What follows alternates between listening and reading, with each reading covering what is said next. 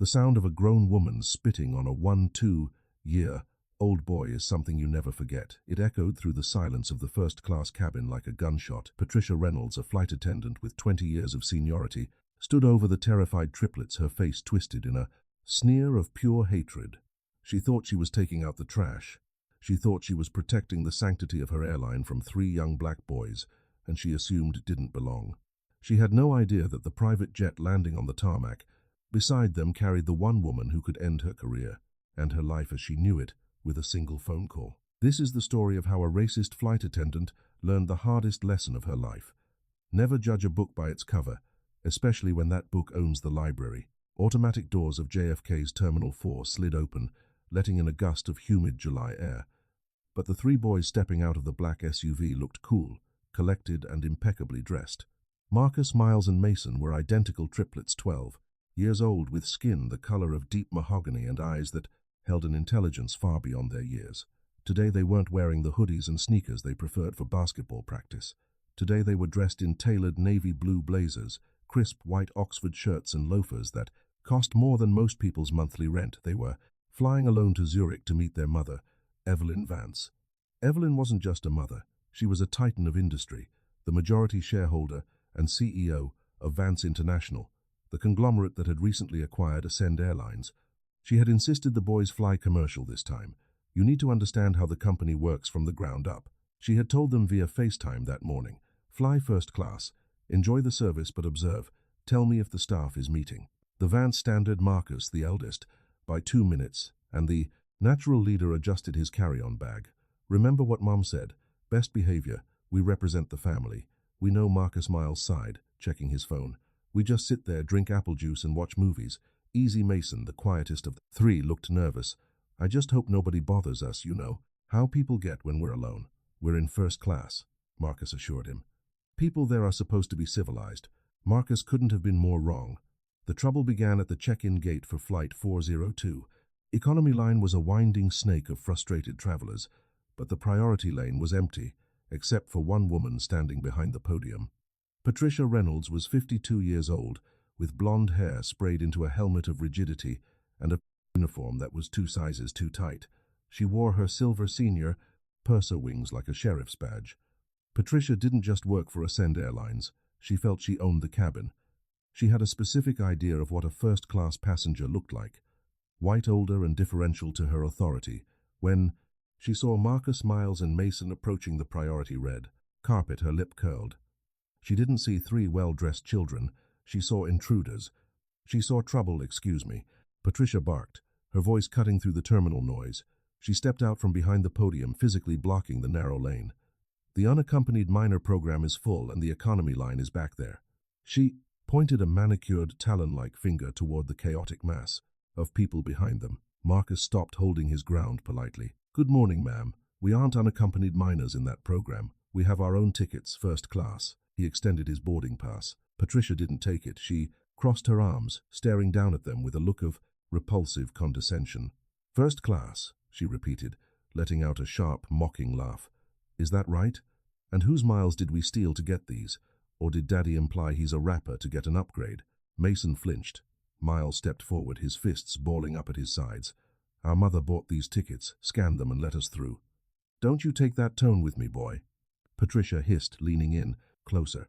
Her perfume was overpowering, a sickly, sweet floral scent that mixed with the smell of stale coffee. I have the authority to deny boarding to anyone who displays aggression. Now step aside, so paying customers can board. Behind the boys, a tall, middle-aged man in a gray suit cleared his throat. Is there a problem here? My flight leaves in 40 minutes. Patricia's face instantly transformed. She beamed a fake customer service smile at the man. So sorry for the delay, Mr. Henderson. I'm just dealing with some confusion. These children seem to be lost. We aren't lost, Marcus said, his voice firm but trembling slightly with anger. He thrust the boarding pass forward again. Scan it. Patricia snatched the boarding pass from Marcus's hand. She looked at the name Vance. Marcus, the 5. Name didn't ring a bell. Evelyn Vance had kept her children out of the tabloids, specifically for their safety. To Patricia, this was just a common name. Vance, she muttered. She tapped furiously on her keyboard, looking for any excuse to flag the ticket. Fraudulent card, invalid ID. Come on. The screen beeped green. Valid seat 1. A 1B, 1C. Patricia stared at the screen, her face flushing red. She couldn't deny them based on the system, but she wasn't going to let 3 thugs, as she had already labeled them in her mind, ruin the ambiance of her first class cabin. She handed the boarding pass back, but she didn't let go immediately. She held on to it, forcing Marcus to tug it away. Fine, she spat, her voice low so Mr. Henderson couldn't hear. But I've got my eye on you. 1 toe out of line, 1 loud noise, and I will have the air marshal drag you off this plane in handcuffs. Do you understand me? Yes, ma'am, Marcus said, his jaw tight. Get on board. She dismissed them with a flick of her hand. And try not to steal the silverware. As the triplets walked down the jet bridge, Mason whispered, I want to go home, Marcus. She hates us. It's an 8-hour flight. Marcus said, though his stomach was churning, we just ignore her. She's just a gate agent. She won't be serving us. But as they stepped onto the plane and turned left toward the luxe cabin, they saw Patricia Reynolds closing the gate door and grabbing her flight bag. She followed them onto the plane. She wasn't just the gate agent today. She was the lead flight attendant. They were trapped at 30,000 feet. With her, the first-ass cabin of the Boeing 777 was a sanctuary of cream leather, soft ambient lighting, and walnut wood trim. It was designed for comfort. But as the triplets took their seats in row 1, the atmosphere was thick with tension. Patricia marched into the cabin, barking orders. At the junior flight attendants, Sarah checked the lavatories. Greg makes sure economy baggage doesn't overflow into our bins. She made a show of being efficient, but her eyes kept darting back to the 3 boys, settling into the spacious pods. Marcus took seat 1A by the window. Miles was in the middle, and Mason was on the aisle in 1C. They sat quietly, buckling their seatbelts immediately. They took out their iPads and put on noise-cancelling headphones, determined to give Patricia 0 ammunition. Other passengers began to fill the cabin. There was Mr. Henderson, the man from the gate who took seat 2A. Across the aisle was an elderly woman dripping in pearls, Mrs. Galloway. And in 2C sat a young tech entrepreneur type named Jason, who gave the boys a friendly nod as he sat down. The boarding process was nearly complete when the incident occurred. Sarah, a younger flight attendant, with a kind face, came down the aisle with a tray of pre-flight beverages, champagne for the adults, and I have fresh orange juice or sparkling water for the gentleman in row 1. She smiled warmly at Mason. Orange juice, please, Mason said softly. Same for me, Miles added. Sarah handed them the crystal glasses. Welcome aboard, guys. Just as Mason was placing his glass on the center console, Patricia came storming down the aisle, rushing to assist Mrs. Galloway with a coat. Patricia moved with aggressive speed, her hip checking the side of Mason's seat. The impact was hard. Mason's hand jerked. The crystal glass tipped over. Bright orange juice splashed across the pristine cream leather armrest and dripped onto the expensive carpet. A few drops landed on Patricia's shoe. The cabin went silent. Mason gasped, his eyes going wide. I'm so sorry. You bumped me, and I bumped you, Patricia shrieked. The veneer of professionalism vanished instantly. She loomed over the 1-2-year-old boy, her face turning a violent shade of violet. You clumsy little brat. Look what you've done. This creates a slip hazard. You've ruined the upholstery. It was an accident, Marcus said, ripping off his headphones and standing up. You hit his arm. Sit down, Patricia yelled at Marcus, pointing a finger in his face. Don't you dare stand up to me. I knew it. I knew you people couldn't handle being in a premium environment. You behave like animals in a zoo. The slur hung heavy in the air. You people. Mr. Henderson in row 2 lowered his newspaper. Excuse me, Stuart, that seems a bit harsh. It was just juice. Stay out of this, sir. Patricia snapped, not even looking at him. This is a safety issue. And look at my shoe. This is uniform damage. She grabbed a stack of napkins and threw them into Mason's lap. Clean it up now. Mason, trembling and on the verge of tears, began wiping the leather. I'm sorry, he whispered. Not good enough, Patricia sneered. She grabbed her radio, clipped to her shoulder. Captain, we have a situation in first class. I have disruptive passengers in row 1, causing property damage and refusing crew. Instructions, I need them off the plane, Sarah the junior. Attendant stepped forward, looking terrified. Trish, wait. The doors are already armed. We're about to push back. It was just an accident. I can clean it. Quiet, Sarah. Do you want a report in your file too? Patricia turned back to the boys. Grab your bags. You're getting off. I am downgrading you to economy if we don't kick you off entirely. Move now. Marcus stood up again, his face hardening. He had his mother's steel in his eyes. "Now, no," Patricia blinked. "Excuse me," I said. "No," Marcus said clearly, his voice carrying through. "The cabin. We have paid tickets. You bumped into him. We are not moving to economy, and we are certainly not getting off. Call the captain if you want. I'd love to speak to him." Patricia's hands shook with rage. She had never been defied like this. Certainly not by a child, and certainly not by a black child. She felt her authority crumbling, and for a narcissist like Patricia that was a declaration of war. "You think you're tough?" Patricia hissed, stepping into Marcus's personal space. "You think because you stole a credit card you own the place? I run this cabin. I am the law here." She reached out and grabbed Marcus by the lapel of his blazer. "Hey, Miles!" shouted. Jumping up. "Get your hands off my brother," Mason cried out. Patricia yanked Marcus forward, trying to physically pull him into the aisle. I said, "Get out." Marcus stumbled but didn't fall. He shoved her hand away. "Don't touch me, that was the breaking point." Patricia staggered back, feigning injury. She gasped loudly, playing to the audience. "He assaulted me. Did you see that? He hit me." She lunged forward, not to grab him this time, but in a blind red fury, she grabbed Mason, the smallest of the three, by his arm and the back of his neck, and physically dragged him out of the seat.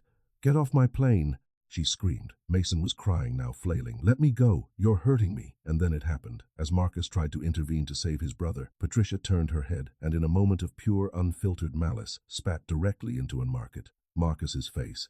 The glob of saliva hit his cheek and ran down toward his chin. The entire first-class cabin gasped in unison.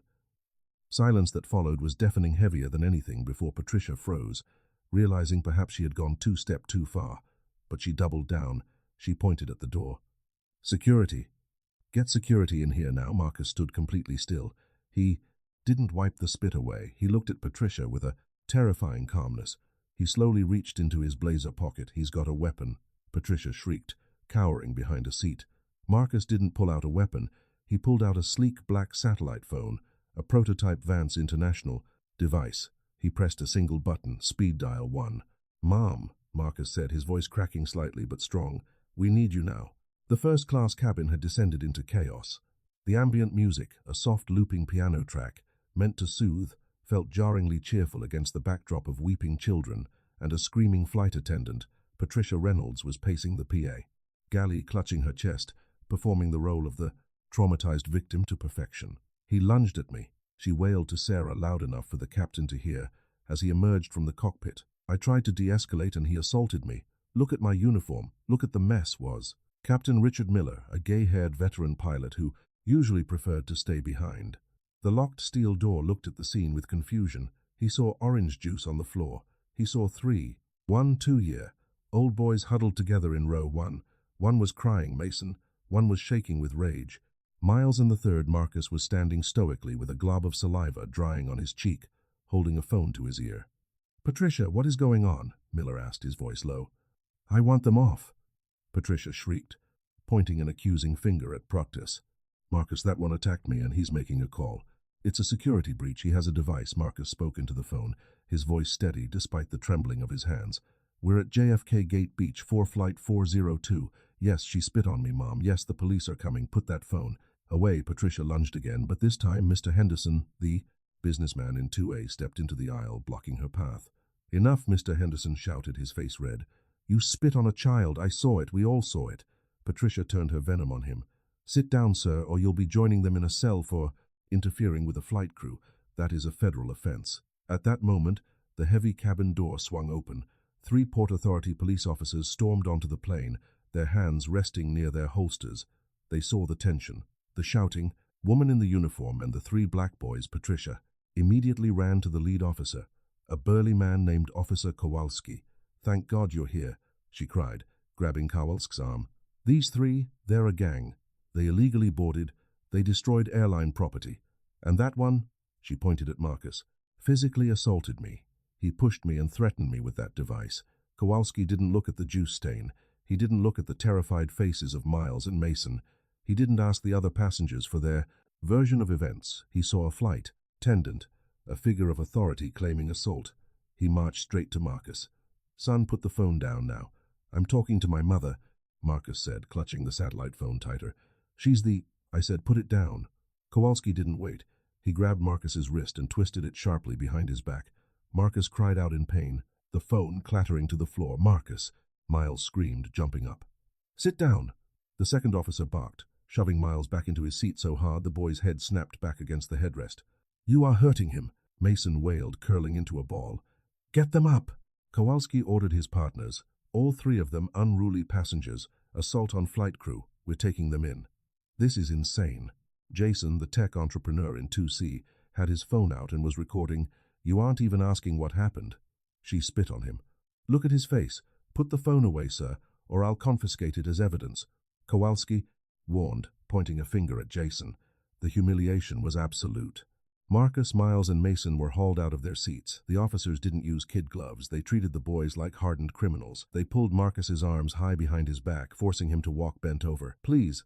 Marcus gasped, the pain in his shoulder blinding. "My mom, she's on the way. Tell it to the judge, kid," Kowalski muttered. As they were dragged down the aisle, the economy passengers craned their necks to see a ripple of whispers went through the plane. "What happened? Must be drugs. Where are their parents?" Patricia stood at the front of the cabin, smoothing her skirt. A triumphant smirk plastered on her face. As Marcus passed her, she leaned in, her voice a poisonous whisper, only he could hear. "Next time, stay in your lane, boy. You never belonged in first class." They were shoved onto the jet bridge. The cool air of the terminal felt like a slap. The officers marched them past the staring crowds at the gate. People pointed, some filmed. No one helped. "We need to process them at the precinct," Kowalski told the gate agent. "Cancel their tickets." "Wait," Marcus said, stopping his feet and resisting the officer's grip.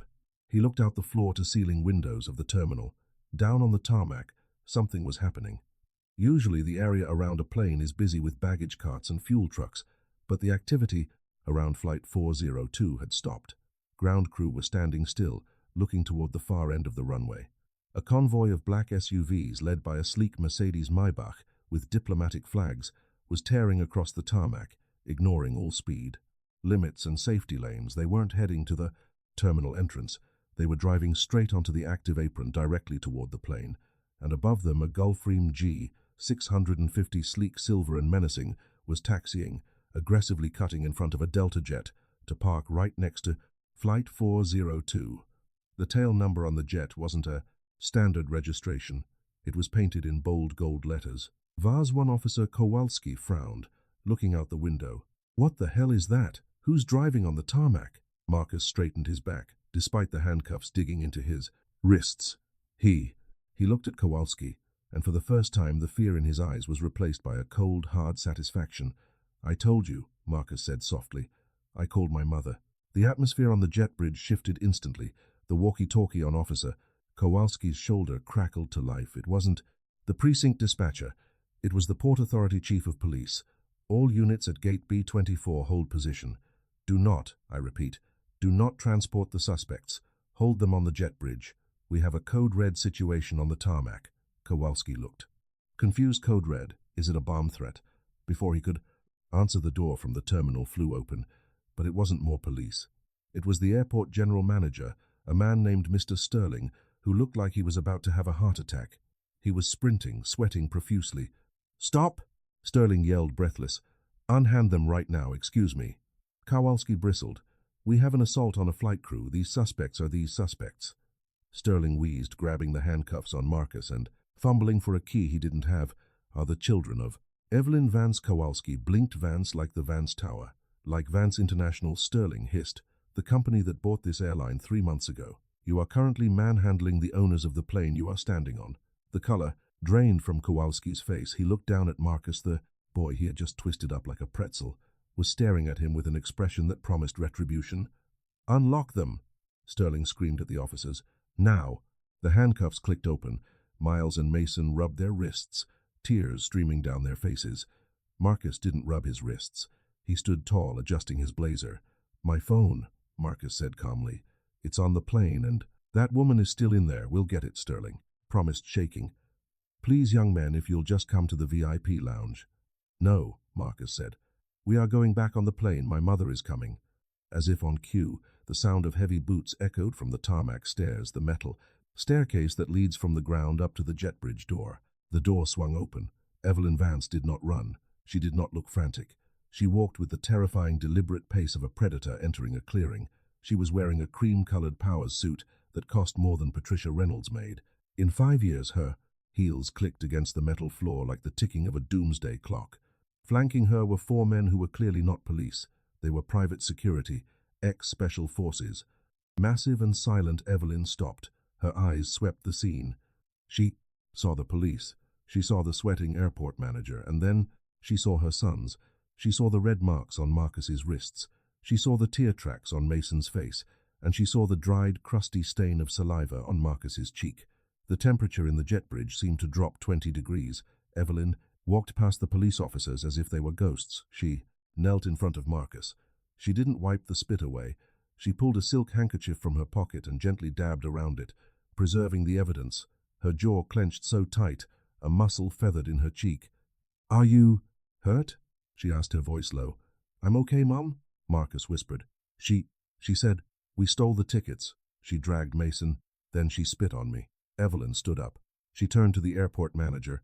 "Open the plane door, Miss Vance," Sterling stammered. "The police need to take statements," I said. Evelyn turned her head, slowly fixing him with a stare that could cut glass. "Open the door." Sterling scrambled to the keypad. The door to the plane hissed open. Inside, the cabin was still buzzing. Patricia was in the galley, recounting her harrowing tale to the captain, holding an ice pack to her head for an injury that didn't exist. "I'm going to need weeks of trauma leave," Captain Patricia was saying.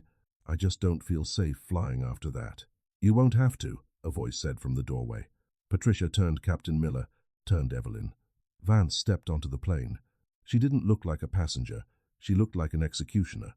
The 4 security guards followed her, filling the galley space, effectively boxing Patricia. Patricia frowned. She didn't recognize Evelyn immediately. She had never bothered to look up who the new CEO was. She just saw a woman interrupting her scene. "Excuse me, ma'am," Patricia snapped, falling back into her bulldog routine. "Boarding is suspended. You need to leave." Evelyn didn't speak to her. She looked at Captain Miller. "Captain," Evelyn said smoothly, "I believe you have my children's boarding passes in the trash." Captain Miller's eyes went wide. He recognized her. He had seen her picture in the company newsletter just last week. The new boss, Miss Vance. Miller stuttered, his hat almost falling off his head. I had no idea." Vance. Patricia laughed, a shrill, nervous sound. "Oh, is this the mother? Look, lady, I don't care who you are. Your sons are delinquents. They assaulted a federal flight crew member. That's a felony. I'm pressing charges." Evelyn finally turned her eyes to Patricia. It was like a lion looking at a mouse that had unknowingly wandered into the den. "You are pressing charges," Evelyn repeated, her voice deceptively light. "Damn right, I am." Patricia crossed her arms. "And I'll have you banned from this airline too? For harassment." Evelyn took a step closer. She was taller than Patricia. "You plan to ban me from my airline?" Patricia paused. "What?" "My name is Evelyn Vance," she said, articulating every syllable. "Owner and CEO of Vance International, parent company of Ascend Airlines. I own this plane. I own the fuel in the wings. I own the gate you're standing at. And until about 2 minutes ago, I owned the contract that employs you." Patricia's face went slack. The blood drained out of her skin so fast she looked like wax. She looked at the captain, silently begging for him to say it was a joke. The captain looked at his shoes. "Ms. Reynolds," Evelyn continued, her voice hardening into steel. "My son called me. He told me you dragged his brother. He told me you called them you people. And he told me you spit on him." I didn't." Patricia stamina failed. "It was an accident. I was speaking in some saliva. It flew out. He was aggressive. I was scared for my life." "Scared for your life?" Evelyn asked. She turned to the cabin. "Was anyone else here scared for their life?" "No," Mr. Henderson shouted from 2A. "She attacked them. She was a monster. She spit right in his face." Jason added from 2C. "I have it on video. I recorded the whole thing." Evelyn held out her hand. "Sir, if you would be so kind as to airdrop that to me right now." Jason tapped his phone. Sent. Evelyn looked down. At her phone, she watched the video. The silence in the cabin was absolute. In the video, Patricia's voice was clear.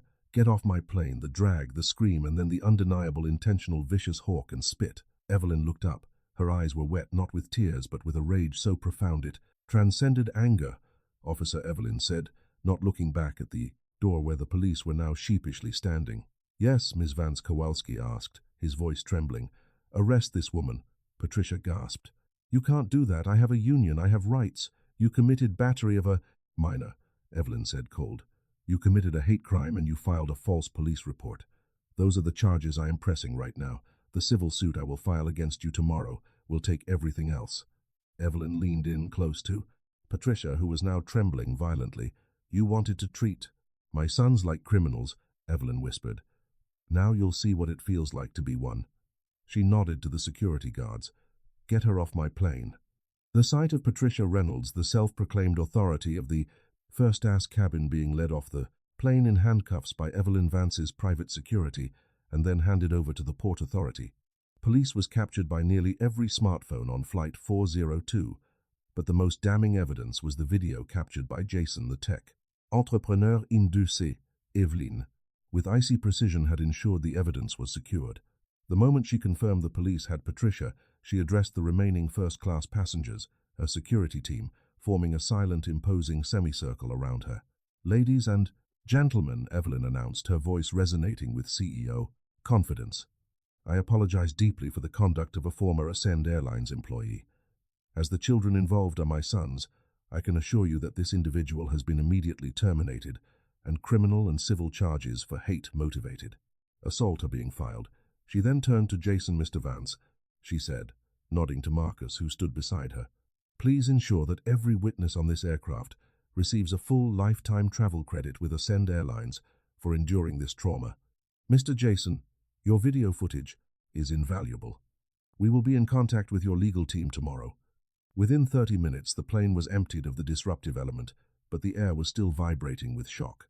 Evelyn and her sons were escorted to the corporate-owned presidential suite lounge, while Flight 402, now an hour and a half late, finally pushed back, carrying hundreds of stunned, viral video-ready witnesses. Jason, having just been handed a metaphorical blank check for his inconvenience, didn't hesitate. Before the plane even left the runway, he had uploaded the video to every social media platform. He titled it simply, "Racist Flight Attendant Spits on Black Kids, Drags Them, CEO Mom Fires Her on the Spot." The response was instantaneous and seismic. Within 1 hour, the video had over 3 million views. Within 2 hours, Ascend Airways, Karma and Hatch, Patricia Reynolds were the top trending topics globally. By the end of the day, CNN, Fox News, and the New York Times had run breaking stories using Jason's grainy but undeniable footage. The footage was horrific. It didn't just show the confrontation, it showed Patricia's sneering face, the intentional, deliberate motion of her spit, the terrified screams of Mason, and the brutal way the officers manhandled Marcus. Evelyn Vance's PR team didn't try to hide or control the narrative, they drove it. They released a blistering statement on the official Ascend Airlines letterhead, which prominently featured Evelyn's signature and the Vance International logo, condemning Patricia's actions as a heinous violation of human decency and Ascend's zero-tolerance policy against racism and violence. The public didn't just react, they mobilized. Social media detectives quickly uncovered Patricia's entire online history, her thinly veiled anti-immigrant and racist posts, her complaints about woke culture in the workplace, and her long-standing reputation among former colleagues for being a petty tyrant. Patricia Reynolds was spending the night in a Queens holding cell, facing preliminary charges of third-degree assault, harassment and bias, intimidation. She was utterly oblivious to the digital inferno raging outside. When her defense attorney, a weary public defender named Mr. Rodriguez, finally met her, Patricia was still indignant. "It was self-defense. I was assaulted." "That woman, Evelyn Vance, she's a bully. I need a settlement for emotional distress." Rodriguez didn't hide the truth. He slapped a tablet onto the table, displaying the viral video and the millions of hateful comments. "Patricia, listen to me carefully," Rodriguez said, rubbing his temples. "Ascend Airlines is preparing to fire you for cause, revoking all your benefits and your pension. The Vance family is filing a multi-million-dollar civil suit tomorrow, and the district attorney's office is using this viral video as evidence for a hate crime charge. Your self-defense claim is gone. The entire world just watched you spit on a 1-2-year-old boy." Patricia finally saw the full, terrifying scope of her mistake. Her malice, fueled by 20 years of unchecked entitlement, had not just cost her a job, it had made her the most hated woman on the internet. The case of Vance versus Reynolds bypassed the slow machinery of the courts and went straight to the unforgiving court of public opinion. Evelyn Vance was not just seeking justice, she was seeking to set an example. She understood that this was not just about her sons, but about the corporate reputation of Ascend Airlines. The perception of her company had to be surgically separated from the malignancy of Patricia Reynolds. Evelyn took her sons to the hospital for a physical evaluation and counseling, a measure publicized heavily to demonstrate the severity of the trauma. She then scheduled a highly controlled televised press conference at Vance International headquarters. Standing between Marcus Miles and Mason Evelyn was the picture of powerful, grieving motherhood. Marcus bravely recounted the incident, calmly detailing the fear, the anger, and the moment the spit landed on his face. "She didn't see us as customers," Marcus said, looking directly into the camera. "She saw us as less than human. She thought she could get away with it because we were children, and because of the color of our skin. My mother taught us that in this family, we stand up for ourselves and for those who can't." The public response was overwhelming support for the Vance family. Corporations, sensing the shift in the moral tide, began canceling contracts with third-party vendors that had any affiliation with Patricia or her old union, showing the collateral damage of her actions. The criminal case was proceeding quickly due to the overwhelming evidence, but the civil suit filed by the prestigious firm Blackwood and Thorne represented Evelyn Vance's true power. The suit wasn't just for emotional damages, though the dollar amount was steep enough to require liquidation of all Patricia's current and future assets. The suit also included one punitive damages, specifically targeting Patricia's demonstrated malicious intent, 2, defamation for her false claims of assault, which led to the boy's illegal detainment, 3, hate crime damages, leveraging state statutes to maximize the financial penalty for bias-motivated violence. Patricia was suddenly facing insolvency. Her modest home in Queens, which she had planned to pay off with her pension, was now collateral. Her defense fund was empty. Evelyn Vance was not content with merely taking Patricia's money. She wanted to ensure Patricia's. The career was destroyed beyond repair, setting a powerful precedent for corporate accountability. Evelyn ordered the Ascend legal team to cooperate fully with the district attorney and also to file a motion with the FAA, Federal Aviation Administration, to strip Patricia of her ability to ever work in commercial aviation, again citing the assault. The absolute final blow came 2 weeks later. Patricia's only sibling, her sister Carol, was a cancer survivor who relied on an exclusive, expensive medication. Carol's prescription coverage came through the company where her husband worked, the manufacturing firm that specialized in aerospace components. That firm, Evelyn Vance's legal team discovered, was a major supplier to Ascend Airlines, and by extension Vance International. Evelyn made one cold, business-like phone call to the CEO of the manufacturing firm, Mr. Thompson. "Mr. Thompson," Evelyn stated, "no room for negotiation. I need assurance that anyone related to Patricia Reynolds who receives benefits from a company doing business with Vance International will be immediately separated from their employment, will not have my family's trauma subsidizing the well-being of the aggressor's kin."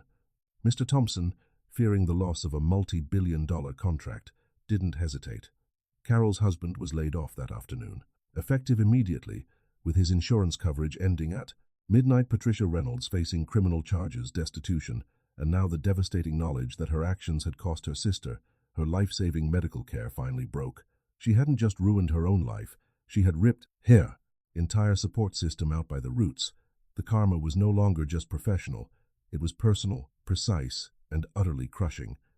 The whirlwind that swept Patricia Reynolds from the heights of entitled seniority into the depths of a legal and public maelstrom was not merely fast, it was absolute. Evelyn Vance ensured that the consequences were not just disciplinary but existential. The legal battle moved with a grim, purposeful momentum that felt less like justice and more like a surgical annihilation of Patricia's life as she knew it. The criminal trial, presided over by the unyielding judge, Arthur Sterling, in the Queens County Courthouse, became a localized media sensation. It wasn't a long trial.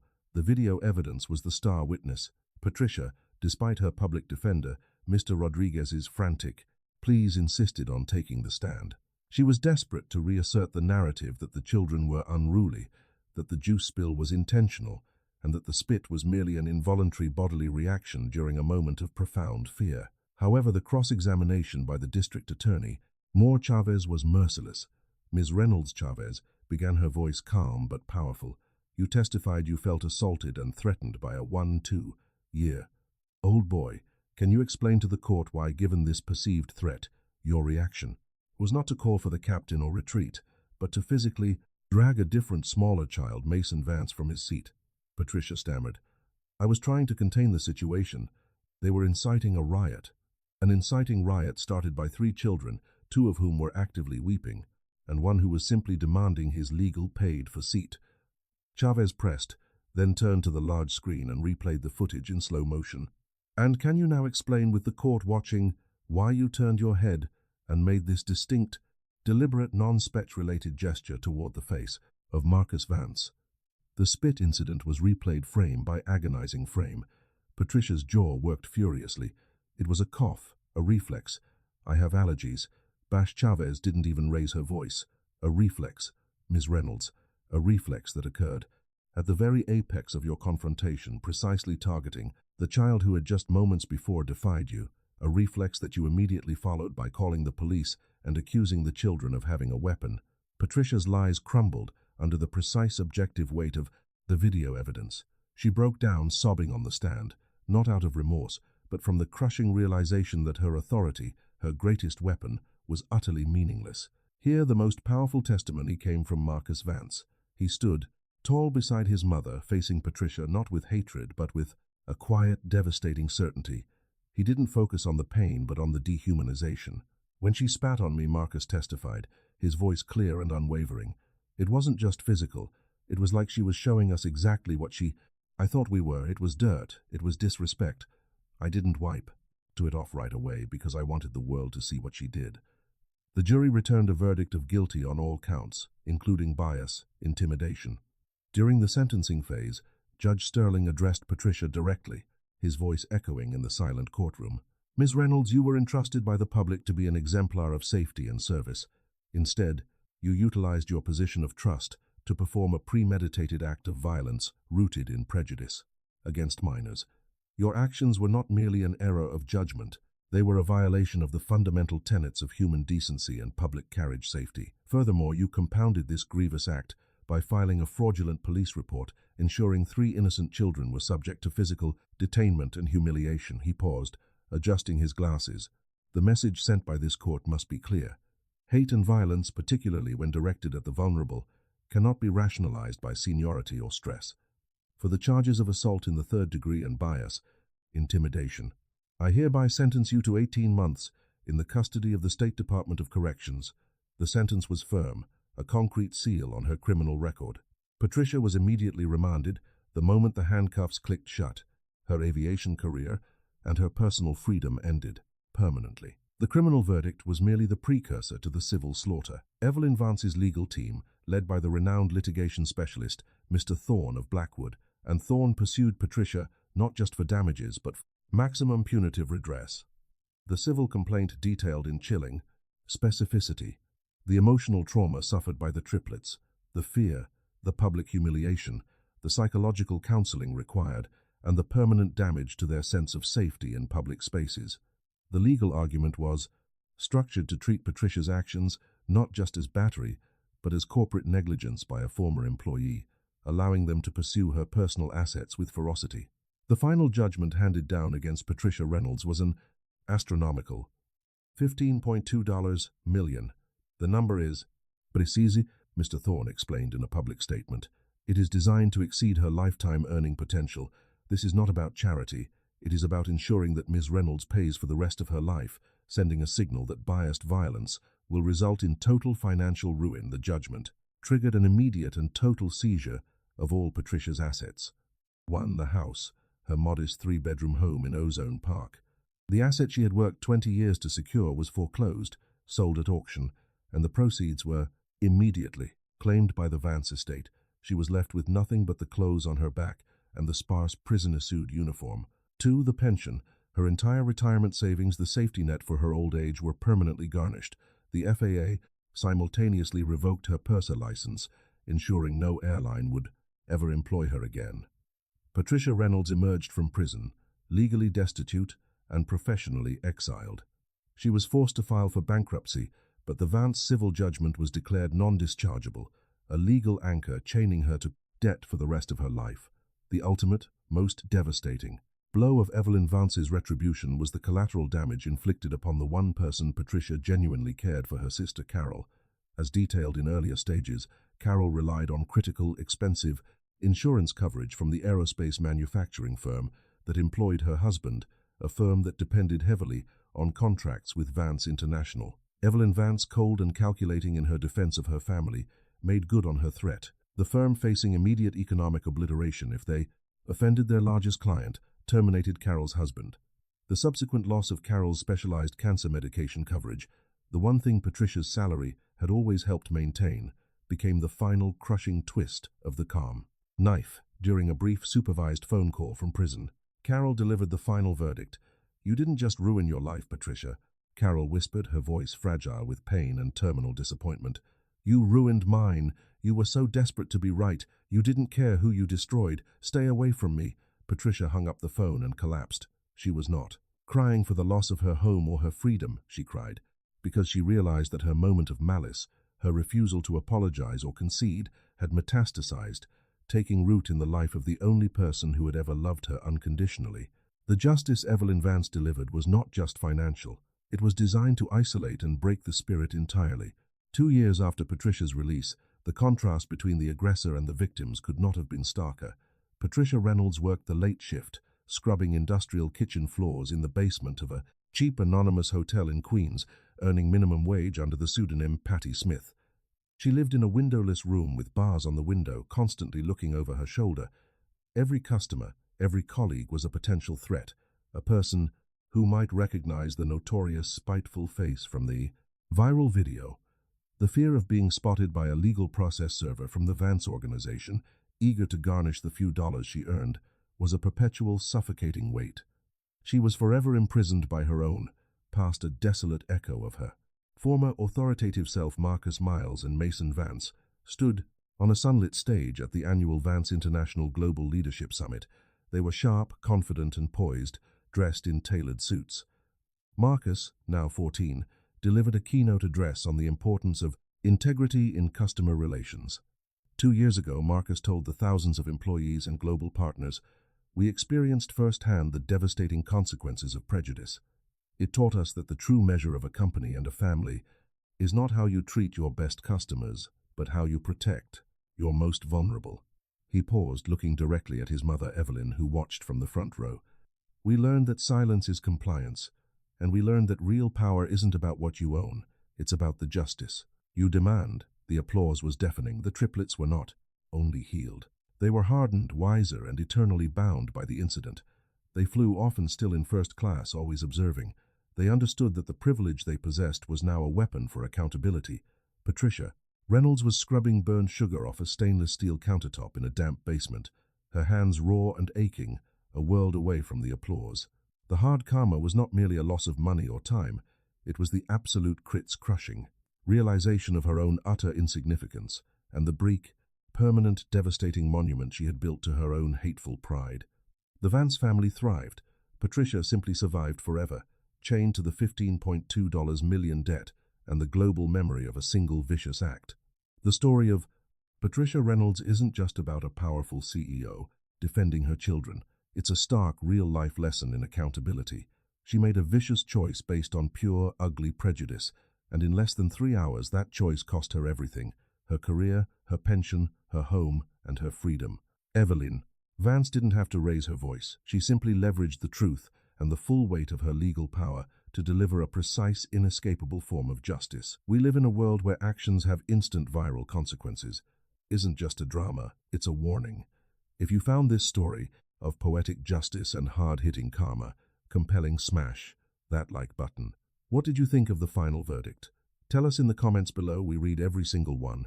And if you want to make sure you don't miss our next deep dive into a case of justice served cold, hit subscribe and ring that notification bell.